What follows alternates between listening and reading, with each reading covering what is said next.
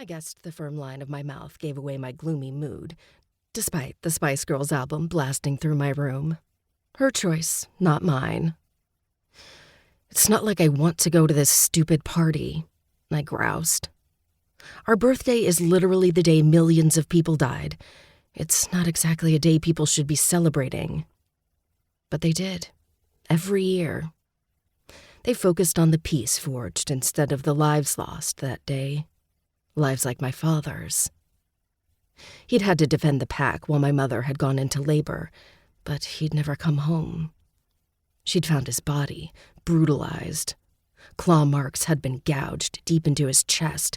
There was no doubt it had been another shifter. But there was also no way to know who, not that we could do much about it even if we had identified his killer. What had happened before the Great Sacrifice was supposed to be left in the past, even murder. It's also the last massacre we've had in 24 years, Ro pointed out. She sat cross-legged on my bed, her wild red hair falling out of the ponytail that bound it. That's gotta be worth something. No, it really wasn't. Not when shifters had only walked this realm for 50 years, ever since the portal opened in Portland. After that happened, the human governments fell apart. As expected, the people revolted, and then they fell apart. Turns out there was a whole other world no one had known about, the supernatural one.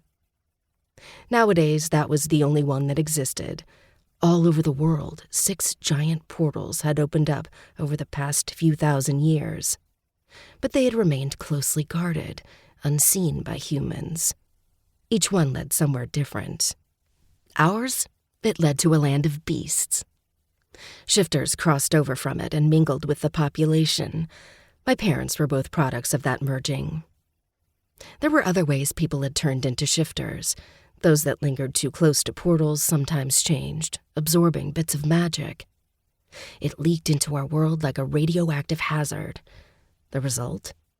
Thousands of shifters basically popped up overnight. So no, considering our kind had only been on this earth for 50 or so years, the last massacre being 24 years ago didn't impress me. Not when it had all been senseless violence.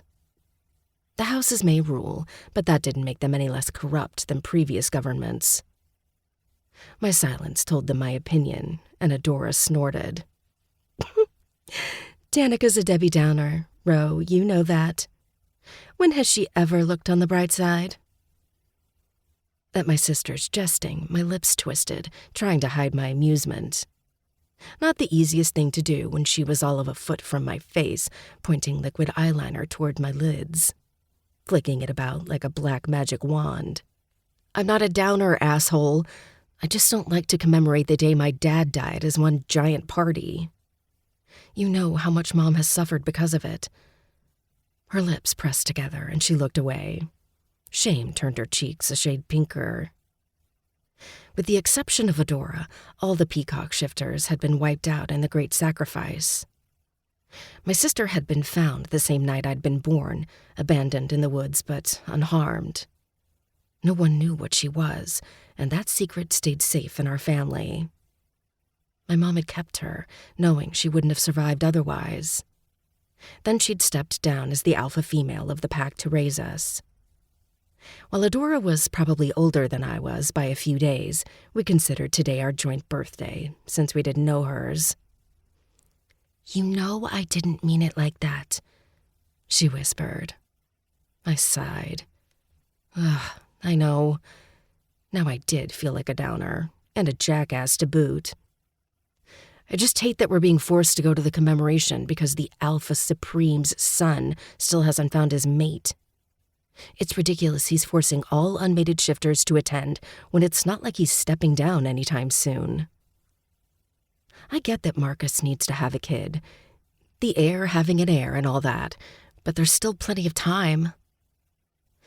It only takes a moment for things to change, Adora said softly. Not somberly, but she was thoughtful in her answer. You never know what the future holds. It sucks for us, but if something happened to the Alpha Supreme, Markus would need to be ready to take his father's place.